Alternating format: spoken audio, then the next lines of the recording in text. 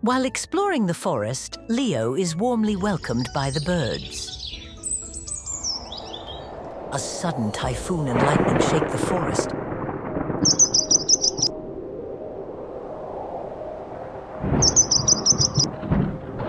And a baby bird falls from its nest. Sparrow, hold on. I'll save you, I promise.